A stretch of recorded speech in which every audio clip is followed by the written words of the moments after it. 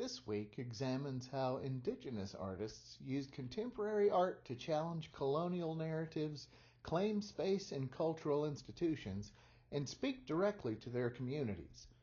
Activism and aesthetics are treated as inseparable, with an emphasis on local knowledge, decolonized methods, and indigenous leadership.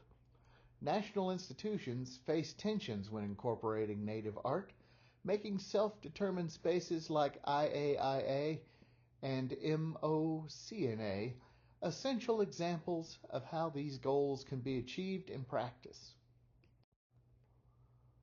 Andrea Bauer's monumental graphite drawing lists hundreds of names of those who died crossing the U.S.-Mexico border. The scale and delicacy draw viewers in before confronting them with the human cost of migration policy. While not indigenous herself, Bowers addresses themes deeply connected to indigenous and migrant histories, forced movement, contested borders, and remembrance. The work transforms the gallery into a memorial space as well as a political statement. Erica Lord's installation uses reservation soil, U.S. flag fabric, and mirrors to question who controls the narrative of land and nationhood. The materials themselves carry history, soil as a record of displacement, the flag as contested symbol, and mirrors placing the viewer within the conversation. It's both a critique of colonial boundaries and a reminder that national identity is a constructed and contested concept. In this photograph, Erica Lord's arm displays tattoos of census ID numbers and blood quantum fractions. These marks expose the bureaucratic systems imposed on Native people to define identity and belonging. Using her body as both canvas and archive, Lord forces us to see how government measures reduce identity to numbers, and how reclaiming those marks can transform them into declarations of resistance.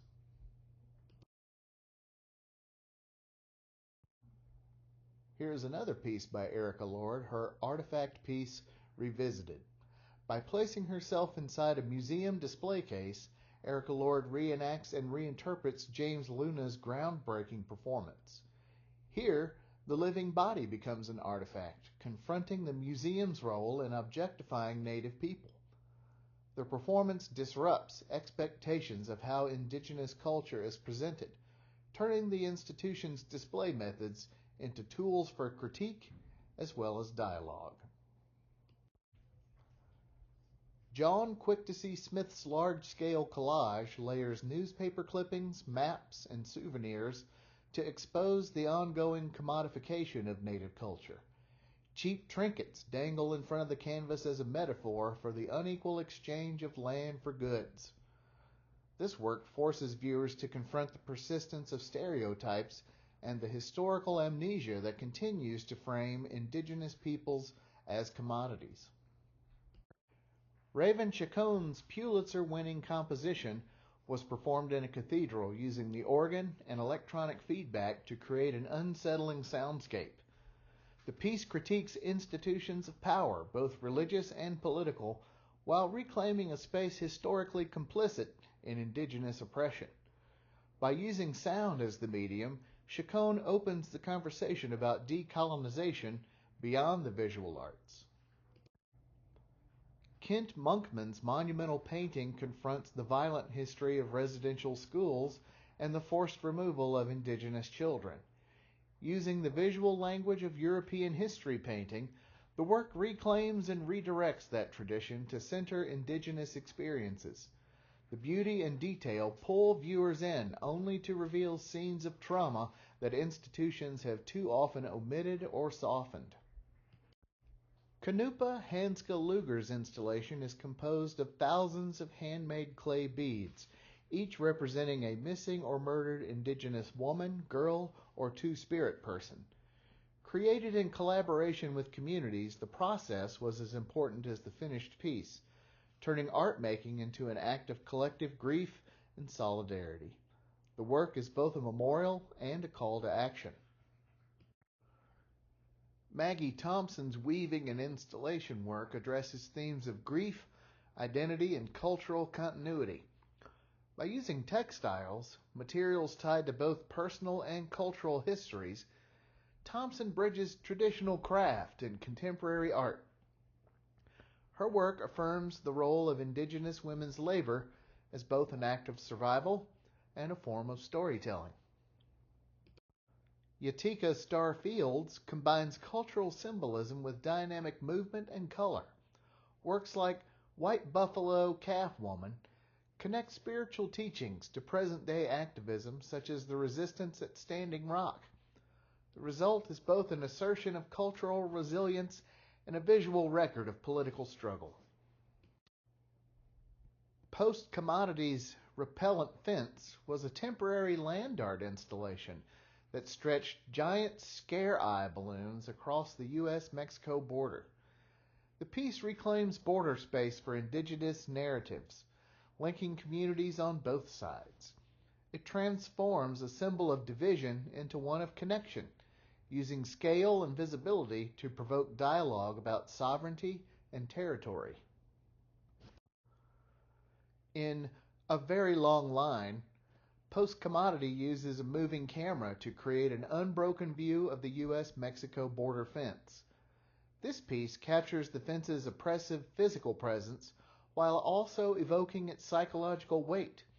It's a powerful reminder that borders are not abstract. They are lived realities with daily impacts. In Four Seasons, Wendy Redstar poses in a staged diorama setting, wearing traditional Crow regalia surrounded by artificial props. The work humorously and sharply critiques the romanticized depictions of native life found in popular culture and museums, replacing them with images on her own terms. Wendy Redstar's self-portrait series uses personal and family imagery to tell stories of Crow heritage and contemporary life. These works shift the narrative from one imposed by outsiders to one authored within the community, reframing indigenous presence in the art world. Lynette House's Braiding Reconciliation combines traditional materials and contemporary forms to address healing between indigenous and settler communities. The piece invites viewers into a conversation about history, accountability, and shared futures. The IAIA Museum of Contemporary Native Arts is more than a gallery space. It's a hub for indigenous creativity, education, and advocacy. By centering Native voices, the museum allows artists to define their own narratives rather than being framed through colonial institutions. Its exhibitions range from traditional forms to cutting-edge contemporary work, highlighting the diversity and vitality of indigenous expression. At the same time, the MOCNA fosters dialogue, supports education, and serves as a platform for activism, making it both a cultural resource and a site of resistance where Native art and ideas are presented with authority and pride. The Djarnpi Desert Weavers are a collective of over 400 women from remote Aboriginal communities across Australia's central and western deserts. Using native grasses, they create vibrant baskets and large-scale sculptures that blend traditional weaving knowledge with contemporary artistic expression. Their works are often playful and take unexpected forms, animals, figures, or installations that travel to galleries worldwide while staying rooted in country beyond aesthetics. The collective sustains cultural practices passed down through generations and provides meaningful economic independence for women who might otherwise have limited opportunities. In this way, Djarnpi weaving is both art and activism, a celebration of indigenous identity, resilience, and community strength. The Breaking Ground, Art and Activism in Indigenous Taiwan, exhibition at IAIA's Museum of Contemporary Native Arts, MOCNA, brings together 10 contemporary indigenous artists and collectives from Taiwan. Their works, spanning painting, sculpture, installation, net art, and performance, engage critically with colonization's environmental and cultural consequences, reflecting themes of identity, ancestral memory, land rights, language loss, and indigenous resilience. Artists like Aluai Kaumakan, Tsiwas Tajos, and Iyo Kachau contribute powerful narratives rooted in ancestral knowledge and adaptation. Kalmakan's Sprouting Series 1 meditates on community relocation and healing after typhoons.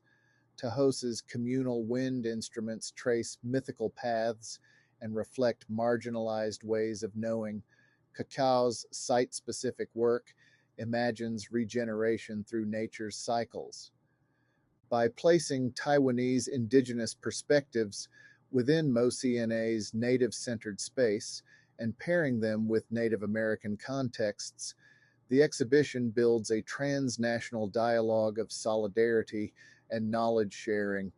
It challenges the isolation of indigenous movements, positioning them within a broader conversation about land, identity, and resistance. Burwu Blossom merges ancestral Yolngu designs with industrial etched and painted steel, creating a striking balance between tradition and contemporary form. The floral motif references seasonal cycles and ecological knowledge passed down through generations, while the choice of steel signals both permanence and adaptability. The work pushes back against narrow definitions of authentic indigenous art by embracing modern materials without losing cultural integrity. In doing so, it asserts that living traditions evolve and that innovation is as much a part of cultural survival as preservation. Displayed in a major public institution, it also insists on the visibility of indigenous narratives in the broader story of Australian art. Jeremy Dennis's On This Site series photographs Long Island locations tied to Native history, pairing them with stories that reveal hidden or erased histories. The series reclaims these spaces by reinscribing them with indigenous narratives. From performances to public murals, beadwork to land art, the works in this lecture show that indigenous contemporary art is about sovereignty, land, and self-determined storytelling. Inclusion in cultural spaces must happen on indigenous terms, ensuring that these voices lead the way in shaping the narratives that represent them.